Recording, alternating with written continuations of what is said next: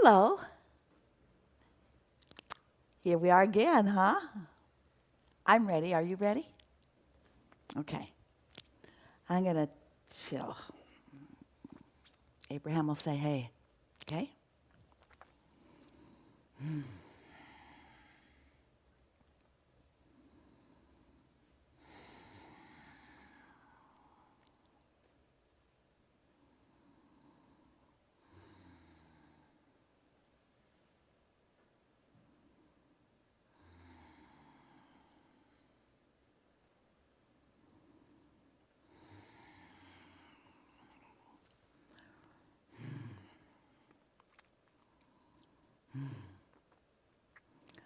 We are here.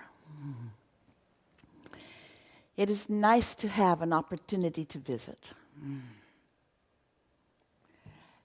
Take thought to new places together, yes. Co-creating at its best. You're knowing what you're wanting. Are you appreciating the variety and contrast that helps you to focus your desire into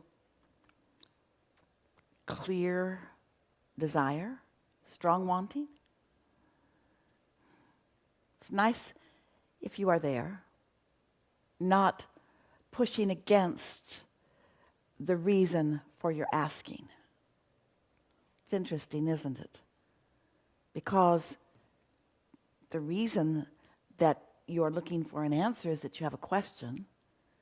And often looking for a solution is the same, looking for a solution because you perceive a problem.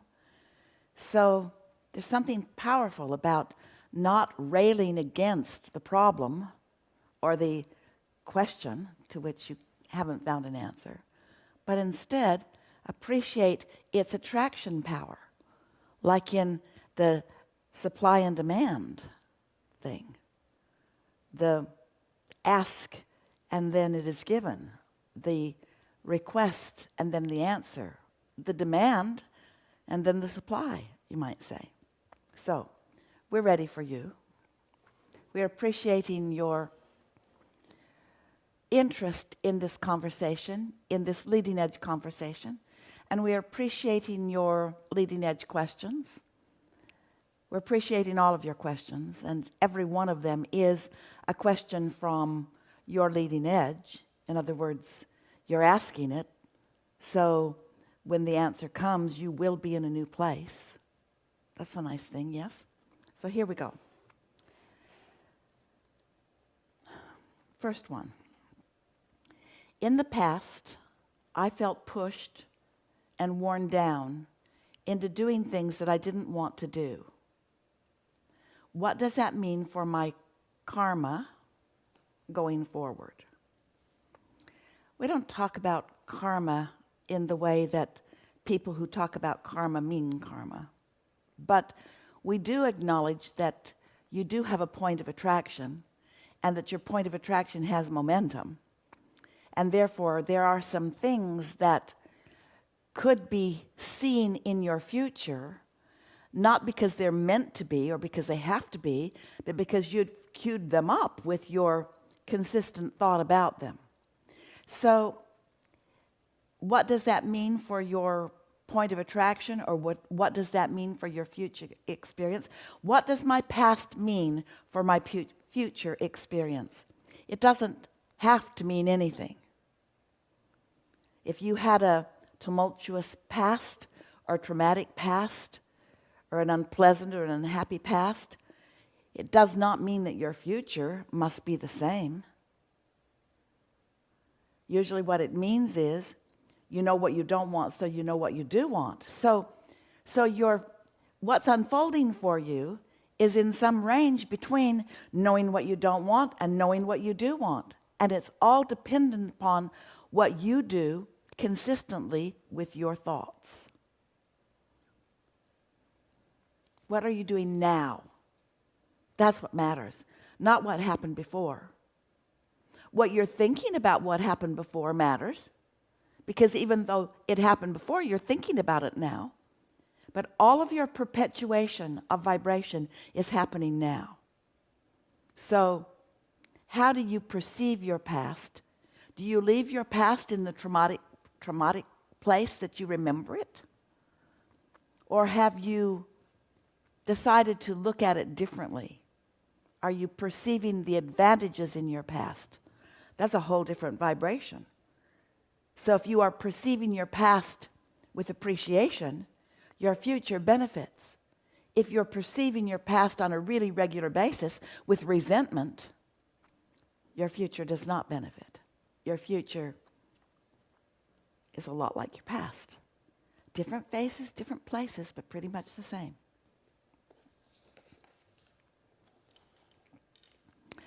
Next one, Abraham. I like to gain insights and answers from my inner being through a technique called lean testing, something I learned in kinesiology. I stand straight and ask my inner being yes and no questions, and then my body leans back when the answer is yes. A couple of years ago, I attended an Abraham Hicks workshop, and when I got into the hot seat, Esther Abraham, we look so much alike, adjusted the microphone, but paused for a moment, then pushed me gently towards the back of the chair. This was very strange and quite unexpected, but as I started to ask my question about lean testing, Abraham said, "We just answered your question." I was thrilled to receive confirmation that this technique was clear communication from my inner being. Sometimes I feel like the communication is contradictory. Sometimes I feel blindsided by contrast. Yet there were not red flags that I was aware of when I asked specific questions. My question is, can I always rely on the feedback I receive from lean testing? So we said to Esther, when she was looking for something really obvious as a yes or no, you can choose something that you would like as a confirmation. Something that gives you more confidence, because she was then, like you are now, like most of you are now, not trusting the interpretation of the thoughts that you are receiving. It takes a little practice before you begin to trust that. For Esther, it was easier to trust it because she was with Jerry, who was such an avid student, and she trusted Jerry's intuition about what was good or what was helpful or what was good guidance. And so for each of you, you have the ability to establish with your inner being a communication process. Esther relied on an eye twitch for a good deal of time. The eye twitch meant something specific to her, and when she got it, she took it that it meant that. So now, why are physical things that are happening with your physical body, why could it be a good idea to set up that sort of agreement with your inner being? Well, it's for this reason. Your inner being is very familiar with your body. For example, do you know that when you yawn, that's your body answering the request of non-physical? Non-physical has been in communication with your cells. Your cells have given your inner being feedback that more oxygen would be beneficial, and your inner being, literally, we're not kidding you even a little bit, offers the transmission that causes your body to yawn. It's you sort of channeling. Esther doesn't like that word very much because it means lots of different things that aren't what she knows her experience with Abraham to be. But you have the ability to receive, and you are doing it often. Often, your impulse to do something is coming from that broader perspective.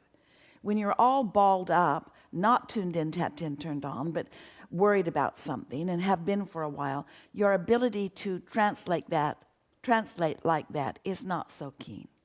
So we think it's a good idea to establish communication techniques with your inner being and let your inner being show you. One of Esther's favorite experiences was driving for many miles. Often they drove 500 or 600 miles in a day in the monster bus. And Esther noticed a sign, a billboard, that was about a restaurant where they had planned to stop, or the campground where they had planned to stop at the end of a long day of driving. And Esther commented often to Jerry, I haven't noticed one billboard all day long, and wouldn't you know, the one I look at matters because it's where we're going. And she always liked that because the billboard would say exit such and such, and usually was within some reasonable distance. The billboards were often within 50 miles of the location. So what's that? That's Esther's inner being, all of us, knowing what matters to her and noticing, because we notice everything, and talking to her about it, something that mattered to her. So that's what this is, yes? So what's your question? Can I always rely on the feedback that I receive from lean testing? You can rely on any feedback that you get when you are knowing that you're tuned in, tapped in, turned on. This question has never been asked before since we've had the conversation to give you about the upper half of the emotional scale as compared to the lower half of the emotional scale. If you know that you're optimistic and positive expectation and enthusiastic and eager and happy, and then you can trust the lean testing. But if you're worried or angry or ornery, not so much. Your communication, that communication, is about your connection with broader perspective. And your connection with broader perspective is indicated to you through your emotions. So we would say you can rely on the feedback that you receive from lean testing, or eye twitching, or pendulum swinging, or whatever you're choosing as your confirmation, as long as you're using the feedback that you're receiving from your emotions in advance of that. How's that? Which is our sneaky way of saying, if we were standing in your physical shoes, we would rely on our emotions. But we understand these games you like to play. And really, your inner being likes playing them with you.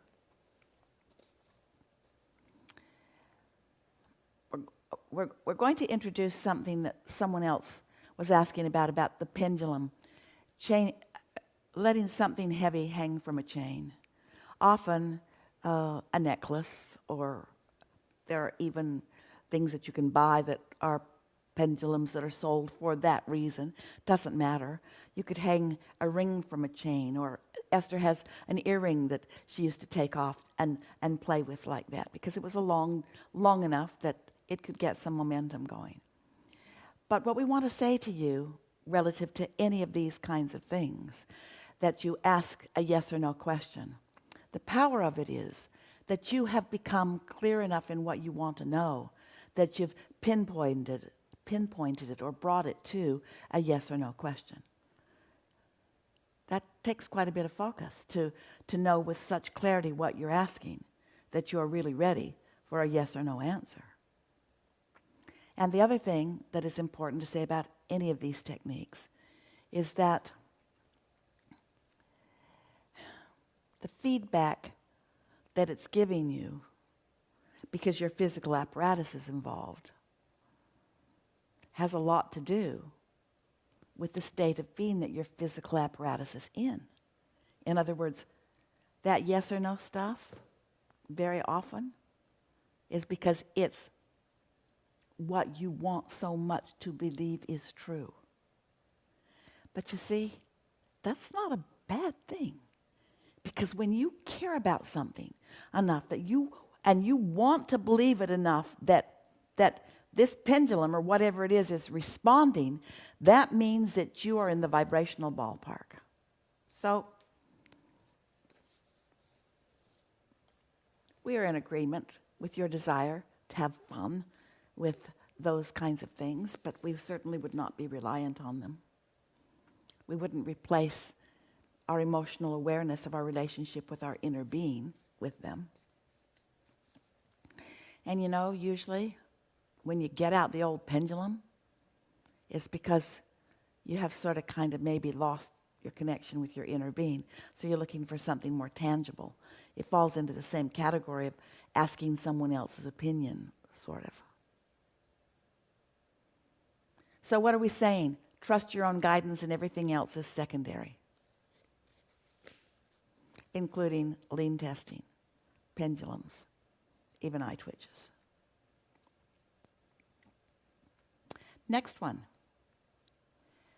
Abraham, you say the reason we feel negative emotion is because our inner being feels differently than we do during that time. You also say that our inner being is the larger part of us. My question is, if the larger part of us feels a certain way, basically joy, you put in parentheses, why do we sometimes feel the discord of the smaller part of us so overwhelmingly? If the larger part of us is truly the larger and therefore logically the most dominant part of ourselves and an always joyful feeling, then it doesn't seem logical that we would be overwhelmed by the smaller part of ourselves. We get where you're going with this, and there's a certain logic to it. It brings to the forefront of our conversation the fact that we could choose a more appropriate or effective word than larger part of you. So let's chew on this a little bit. You use the word dominant. We like that word too, but really, as we were just discussing, in any moment in time, what part of you is dominant? If you're on the lower half of the scale, begin again. You create your own reality, therefore you are always dominant. Your inner being is not creating your reality around you. You are the dominant part. You are on the leading edge. So if we're going to say dominant, let's give that to you, because you get what you think about.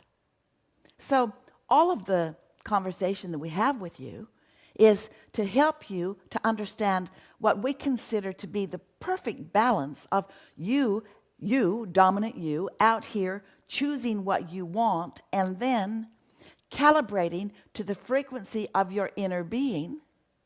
Ooh, that's alignment. That's you choosing and your inner being offering a vibration about what you have chosen, and then you lining up with that vibration. We can understand how it can be confusing about who's who and who's dominant and who's bigger and who's smaller and who's larger and so forth. So we're going to bring some clarity to this. Hang in with us just for a little bit here.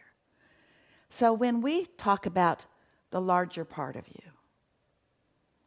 we're going to ask Esther to find some other words right now that clarify that.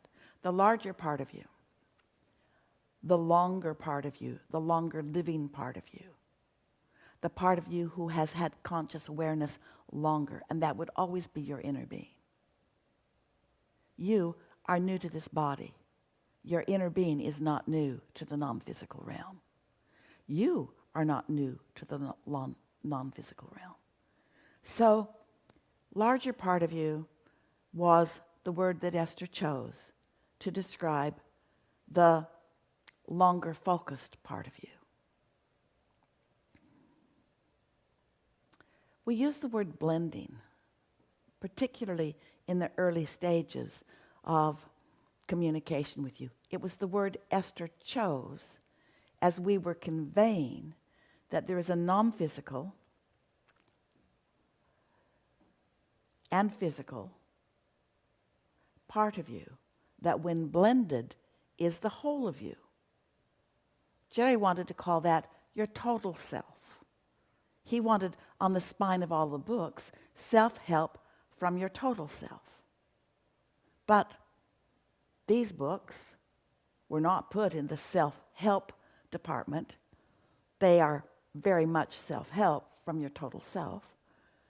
Jerry always teased they were put in the spooky part of the bookstores, the spooky part of the libraries, with the occult, with the otherworldly. We want you to understand that this world that you live in is an extension of the otherworldly. And so, you're right, we use lots of words to help you in the blending of your understanding of who you are in your physical form. We would really like to leave this conversation by saying to you that whenever you're feeling the upper half of the emotional scale, which is contentment and hopefulness and optimism and positive expectation, enthusiasm, eagerness, we always read from your chart. We want you to do that too. Passion, joy, knowledge, empowerment. When you are feeling those emotions, you are blended. And it doesn't matter if we call it the larger part, the longer part, the been around the longest time part, the most connected part, the most powerful part, the most loving part, the most appreciative part, the most understanding part, the most in love with life part, the fullest part, the mostest part, the biggest part. You get the point. Abraham, I need some guidance. My family, who I love dearly, has told me that Abraham philosophy is crazy and totally unrealistic. Well, it's not hard to understand what part of the emotional chart they are on when they feel that way. Lower half. Insecurity, fear, powerlessness. That's all the way to the bottom. We'll talk more about this. You go on. They call it toxic positivity. Now really, apparently it's a thing that's going around of people's way of explaining something that they clearly do not understand. Toxic positivity, like poison positivity. Whew. The poison is all lower half of the scale stuff.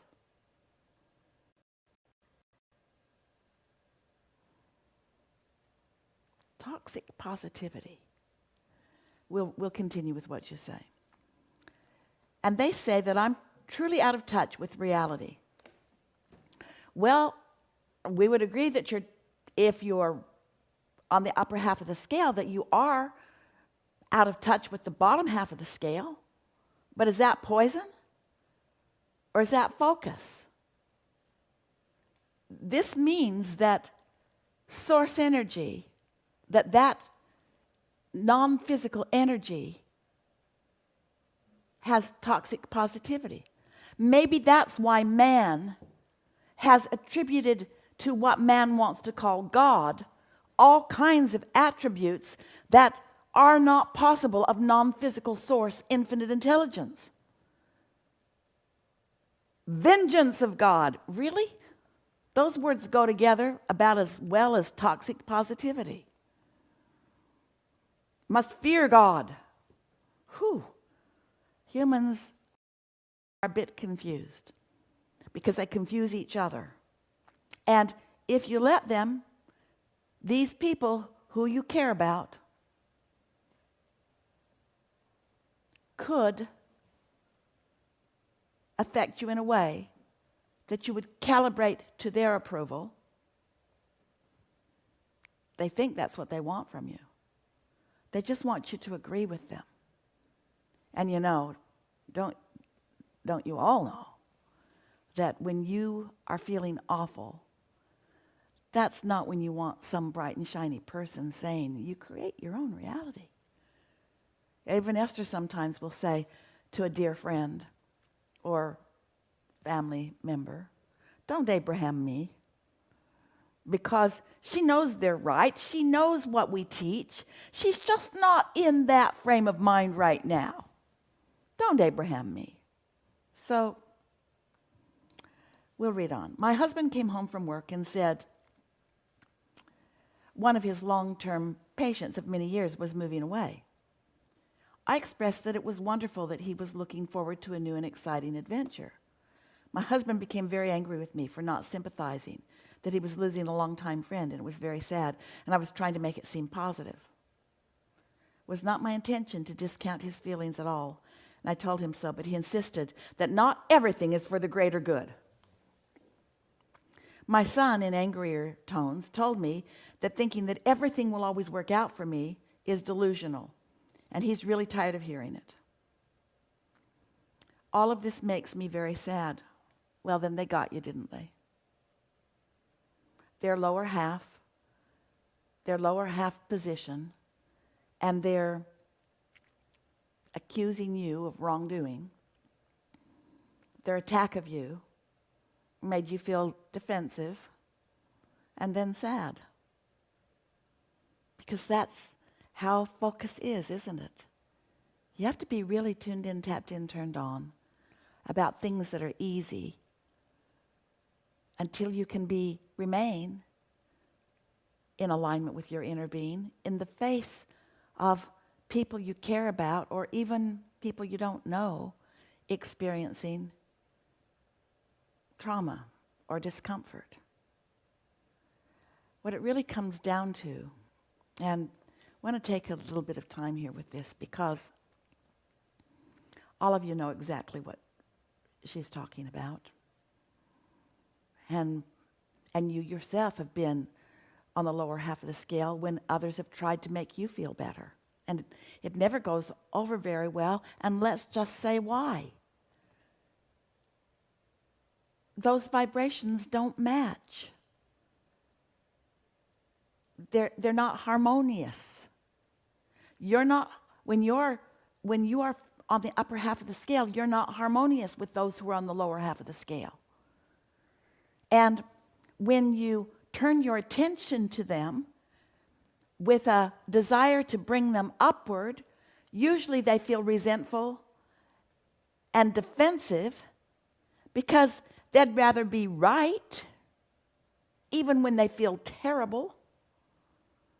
So really what it comes down to is that you just have to accept that the law of attraction is real and that harmony is about like attracting like, and that if you stay on the upper half of the emotional scale, occasionally they'll join you there, but the last thing that you ever want to do is to notice that somebody is on the lower half of the scale and then go try to rescue them, because it always backfires just like this.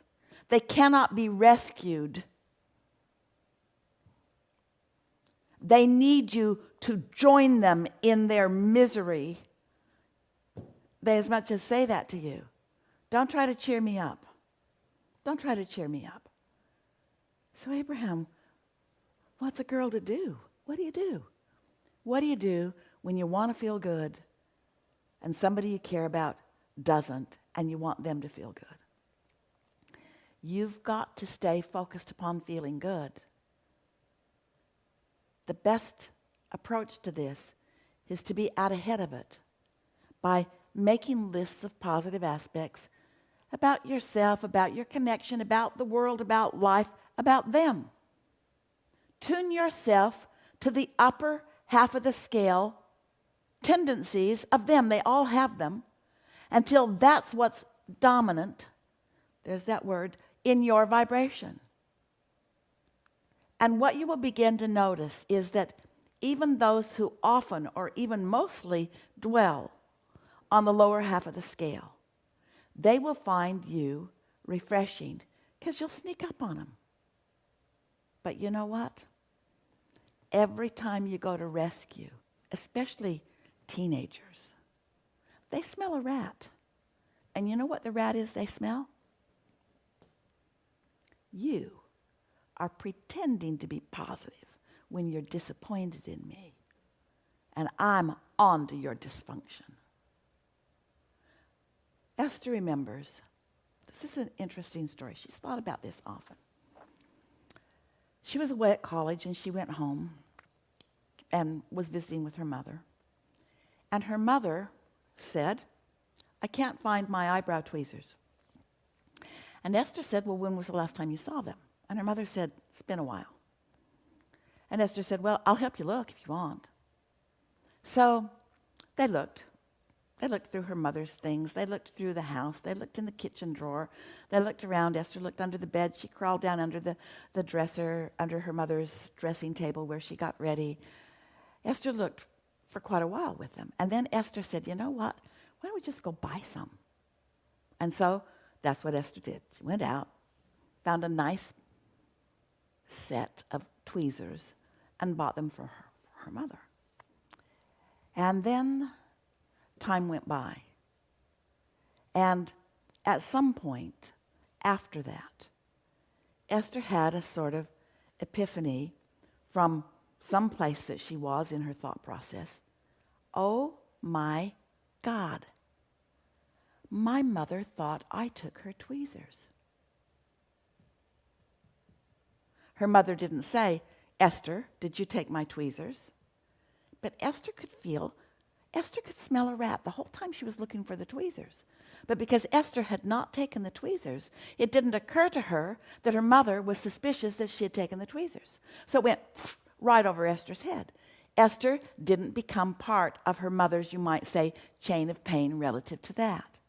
Now, this seems like a sort of far-reaching story that we've told you, but the reason we're telling it to you is because if you practice thoughts of appreciation and thoughts of positive aspects about your husband, your family members, your son,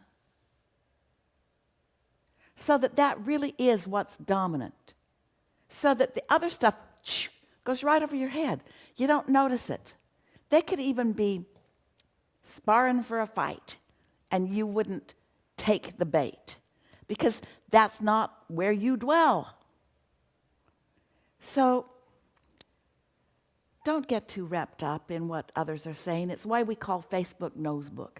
Got your nose in where it doesn't belong, and it will usually bring you to some discomfort if you're snooping around in places where you are not vibrationally wanting to hang out. Helpful? What to do? Practice feeling good, especially practice feeling good about people that you really want to love, till that's what's dominant in your vibration. And you will notice a difference in every relationship that you write a page of positive aspects about. If we were standing in your physical shoes, any of you who are listening in, we'd do it today. We'd get a notebook, we'd write across the front of it, my book of positive aspects. And on the first page, we would write the name of someone we care about, and we would make a list of their positive aspects. And as we write something such as, this person cares about things, then we'd ponder that. This person thinks, this person wants to be deliberate. Every note, every line that we would write, descriptive word, we would focus on it and flesh it out, so to speak, with other examples that we have noticed that support that belief that you have, until the good feeling beliefs that you have about these people is dominant. What if I can't find a belief that's positive about them?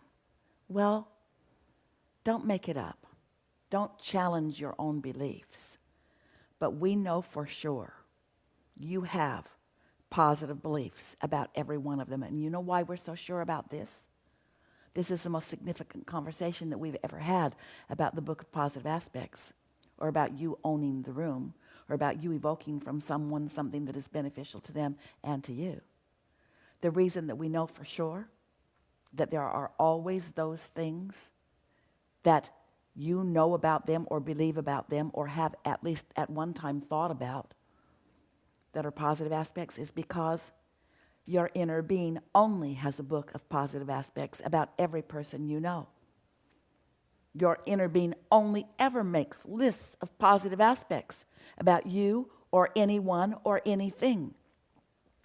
And we know for sure that you have been in concert, blended with your inner being, while you've held them as your object of attention. So don't make stuff up to support not good feeling emotions. We like that. We like that leading edge place that we went. Abraham, I got rear-ended in traffic in the middle of major change in my life. For the first 2 days, I was euphoric, happy to be alive, all bones intact. My brain produces nice juices to keep me happy. The chiropractor said, I have a high tolerance for pain. But little by little, I started to feel aches and pains and tension in the muscles. What is the difference between getting off a subject and ignoring negative emotions? There is not a difference in this sense. When you're ignoring something, you're off the subject.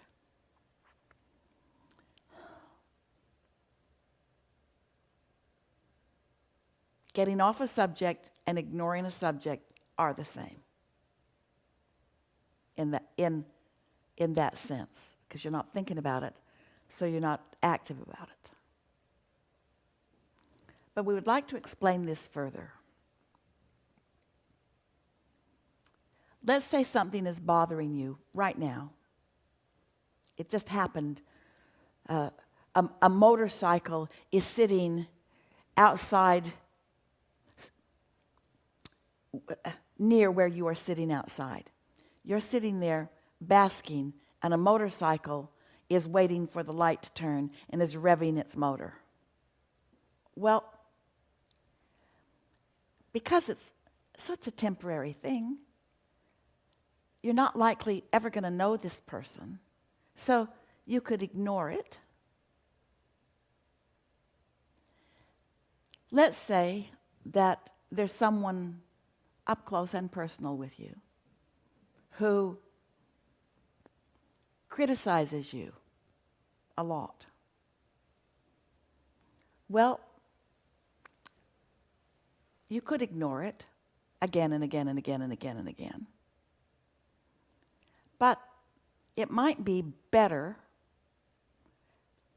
for you to focus with a more long-lasting intention in mind, rather than just turning your attention away, like you might do with the motorcycle that's revving its engine right there.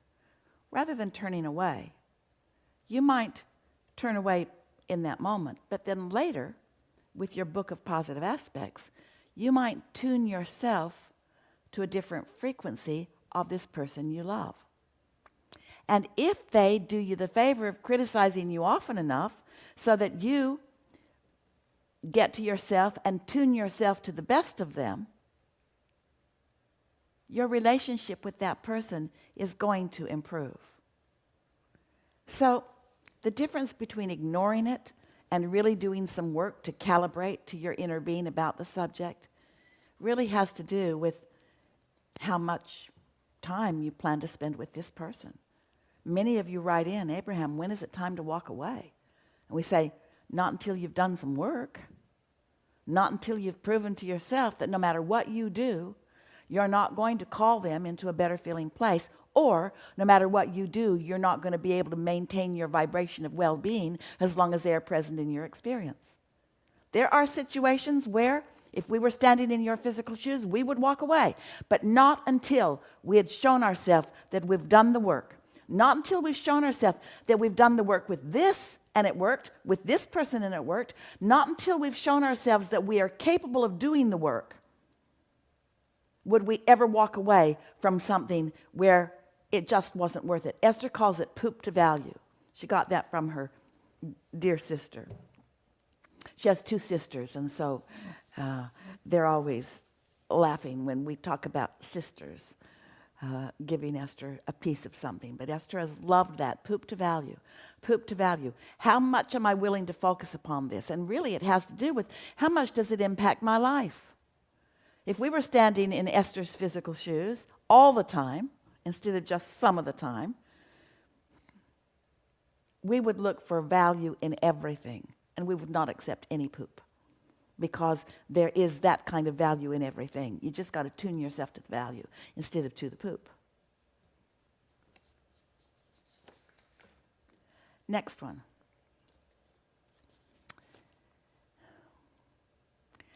This question came to me while I was doing a focus wheel on the topic. I'm a personal trainer, so I work with people on their fitness. But as I told my daughter the other day, I really like to try to help people to feel good, and I use fitness as the excuse. I also have fitness and athletic goals of my own. My question is about the idea of the inner being nature of our physical bodies. Like everyone else, sometimes I feel happier or more connected to and with my body. In other words, I can be all over the scale. No pun intended, written in parentheses, with how I feel about and in my body. Just like in my degree of connection with my inner being. There it is. That's the most significant thing that you're writing to us there. Just like in my degree, we'll go back and read that for all of you. I can be all over the scale with how I feel about and in my body, just like in my degree of connection with my inner being. It does seem like, however, left to its own devices, my body is a magnificent, divinely intelligent, inspired, wise, ever-replenishing super machine. Yes, it is, and you know why? Because it is comprised of trillions of independent cells who have direct communication with your inner being and with their inner beings. I know there are quite a few differences between a physical body and an inner being. For example, one dies and the other does not. But I'm curious about the similarities between the inner being and the physical body. For myself, I've noticed that when I trust my body, like when I trust my inner being, I get good results. But you see what you're doing when you trust your body? You're looking for your body's positive aspects. Your inner being only sees your body's positive aspects, so you are offering no resistance, and so then you get the results that you are looking for. You, dear heart, who wrote this question, from such a great place of clarity, just heard the answer that you're looking for. I've noticed that when I trust my body, like when I trust my inner being, I get good results. Your inner being always trusts your body, because your inner being knows the cellular makeup of your body. Your inner being knows the resiliency of your body. Your inner being knows how everything fits together. Your inner being holds no fear about your body or no doubt about your body's ability. When you trust, what is trust or faith? That's reaching for an emotion before there's physical evidence. Faith, trust, those are energetic exercises, aren't they? Those are emotional exercises. That's saying, I care more about how I feel than the current state of my body. Because if you care more about how you feel than what is, and you discover or accomplish the upper half of the scale, which is connection to your inner being, who trusts your body implicitly and explicitly and specifically, then would you not then be in a state of open communication, no longer blocking anything? Again, we are appreciative of this question. Best discussion ever, leading edge conversation.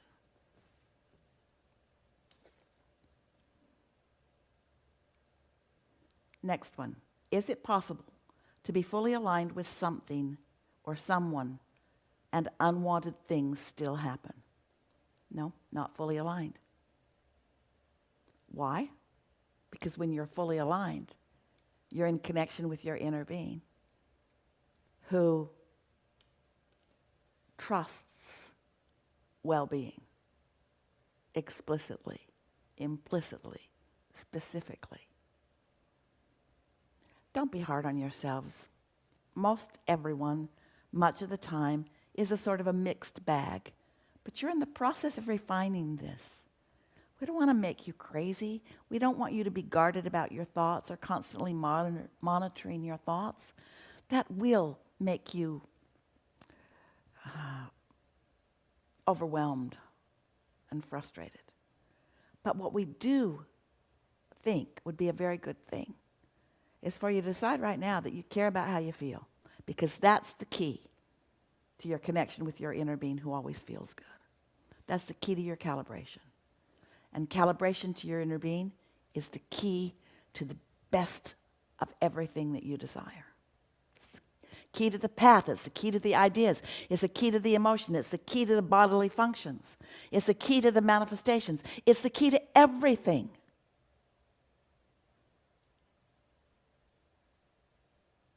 Full connection, total self, alignment with your inner being. The key to all things that you want. But don't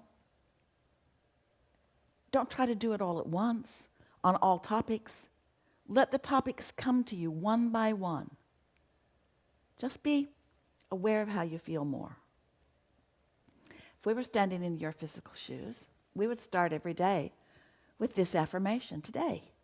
No matter where I'm going, no matter what I'm doing, no matter who I'm doing it with, it is my dominant, powerful, focused intention to look for what feels good to me, to look for what I'm wanting to see, to look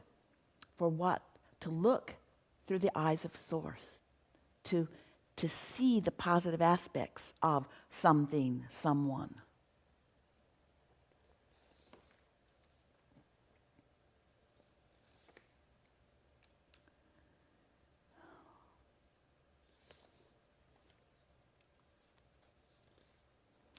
What are examples of different intentions humans come into their physical bodies with? I believe some of my intentions are to express everlasting love and remembrance of eternity through my art, to spark and remind people of their magnificent souls, have a great trust and belief in myself. I'm going to read that again, given what we just said to all of you. I believe that we're going to take it slowly because we want to compliment you on the connected state you were in when you wrote this. I believe some of my intentions are to express everlasting love and remembrance of eternity. Now, think about what we just said about your inner being. Isn't that what being in alignment with your inner being? Doesn't it make sense to you that your inner being's intention is to always offer love? Yes. Doesn't your inner being know about the wholeness of who you are and the everlasting foreverness of you? Yes. To spark and remind people of their magnificent souls, isn't that what your inner being is doing? Yes.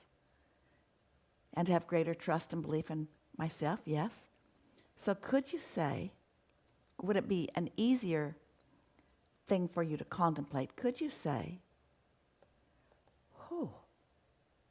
in answer to your question, what are the intentions that I came forth with? Who were you before you came?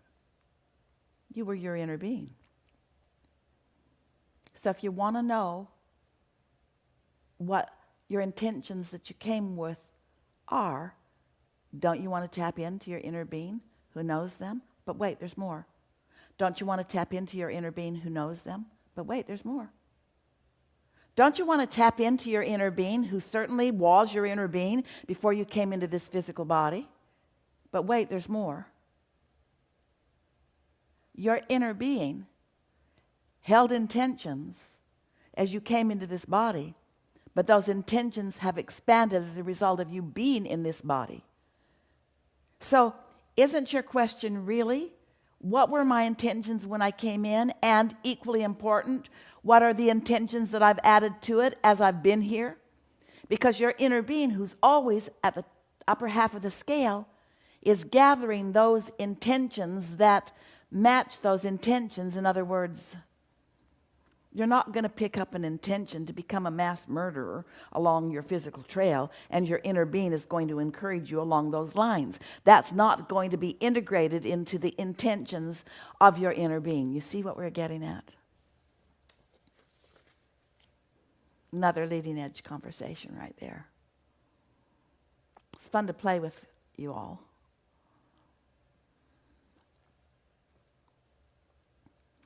Abraham, I would love your insight to clear a long-time pattern around fraudulent people, opportunities, emails, etc., coming to me.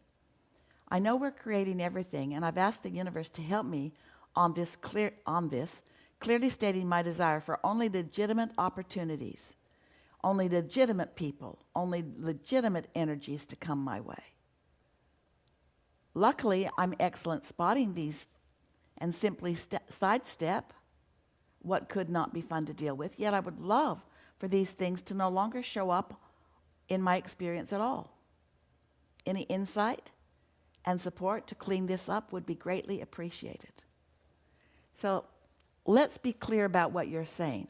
What you just said to us is you've had some experiences that you didn't prefer, so you launched some rockets of desire.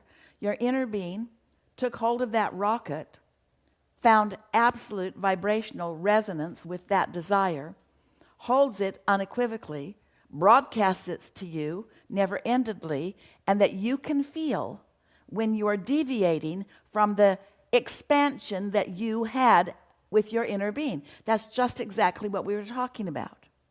You had an unwanted experience, made a new decision about what you wanted, and now your inner being is giving you feedback about what you most want. And then you said to us, and we're going to find your words perfectly.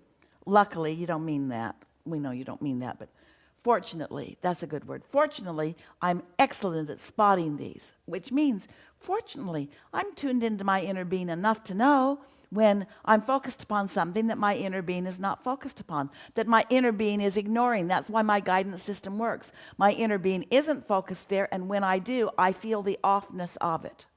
My inner being isn't seeing it the way I'm seeing it, and when I do, I feel the offness of it. Good for you. We like what you said to us. I've lived life. I launched rockets. I can feel when I'm in alignment with the new rocket that I've launched. Yes, yes, yes. Then you said, I would love for these things to no longer show up in my experience at all. Well, they will no longer show up when there's no particle of it in your vibration, but meanwhile, don't you want to know when it's there? In other words, Esther's father used to say to all of them on a regular basis, watch your step, take it easy.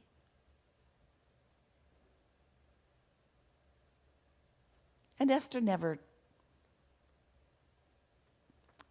took issue with it like he was not trusting her. She appreciated it.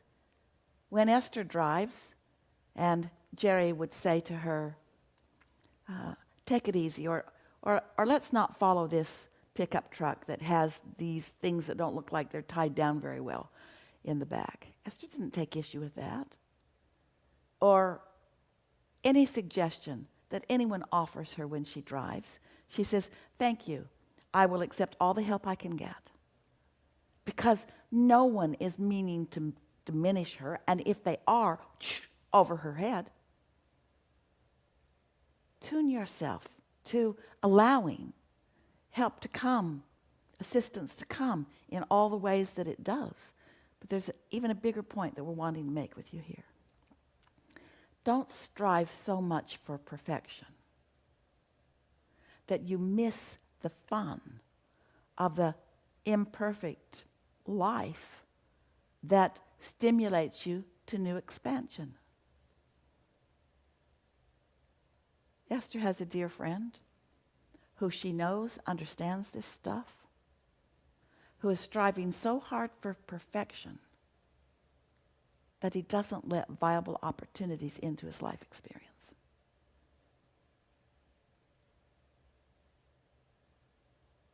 Where do you get this? And it happens with all of you to some degree. People picking at you or criticizing you from their lower half of the scale. When people are self-conscious or insecure, they'll just pick at you constantly. And if you allow it, you'll begin to respond with revenge or with blame. Have knee-jerk reactions until you develop a habit for that. So what we're getting at with this, feels like we've deviated a little bit. We've gone beyond your question to the feedback that's coming from so many people who are listening in. But we want to get back to your question, back to your specific words. I'd love for these things to no longer show up in my experience at all. And we say to all of you, don't try to limit the contrast. Just become more discriminating in the parts that you focus on. That'd be like saying, I know what I like to eat, so when I go to this restaurant, there's no reason for them to have anything other than these items, because that's all I need. Or when I go to this buffet, they don't need to have any of the things that I don't choose, because you are limiting your opportunity to expand your palate. Because we know for sure there's stuff you want to eat that you've never tasted that when you do, you're going to love it. There are food combinations that you have not yet discovered. And there are combinations of all things in life. So don't try to limit the contrast. Just improve your discrimination. Yes?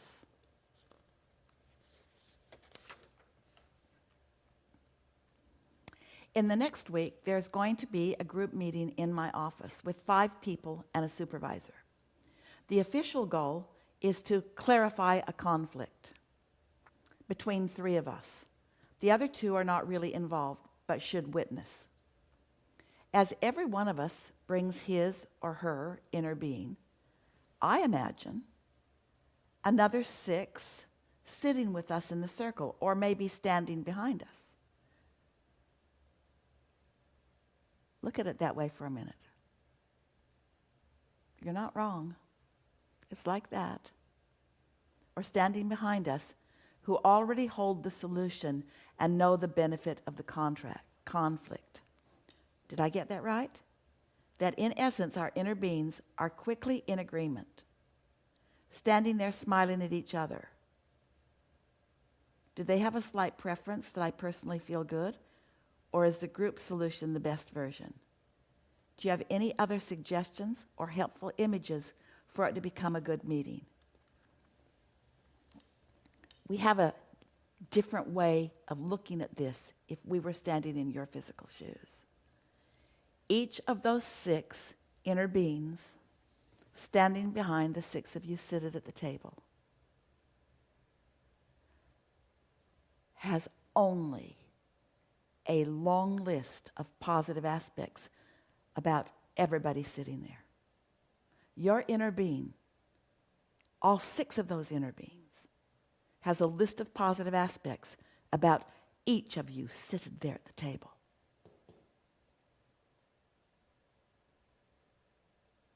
Not trying to get rid of differences, but focused upon the positive aspects, the good feeling aspects of each. Can you imagine what you knowing that will add to this mix? We said to Esther years ago, to Jerry and Esther, if you don't care who gets the credit, you can do a lot of good in this world. And so, on a daily basis, many times in every day, as Esther explores the contrast of the world through her television, through what shows up on her phone, through exposure to her own life experience as she's moving around among life. Many times in every day, Esther is exposed to some, what did you say? I would love for these things to no longer show up. Well, they show up, they show up, they show up, they show up. Stuff shows up. Esther's exposed to stuff showing up. And as soon as she has an opportunity, she writes a note of what she prefers and drops it into her creation box. And she says as she drops it in, what's in here is no intention of taking any credit for anything, just wanting to add her confidence to the universal understanding that non-physical is aware of what you're asking for. And when any one of you lines up with how your inner being feels about anything, you accomplish an alignment for yourself that makes that so in your world, until eventually that's the majority of what you would see. I think that's a good place to slide into segment of refreshment. Don't you love picturing yourself at a big table with so many people that you care about, maybe even some people you don't know, and standing behind each of you is your inner being who loves all of you, not feeling competition, not feeling jealousy, feeling no insecurity. Think about people around a table to resolve conflict and what their emotions are. They're overwhelmed, they're disappointed, they're doubtful, they're worrying, they're blaming, they're discouraged, they're angry, they want some revenge, they're rage, they're jealous, and resentful, and insecure, and guilt. Think about what some humans are like as they sit around a table like that, and now think about what their inner beings are like as they're standing around the same table. Oh, that's a powerful image. This is a good time for a segment of refreshment.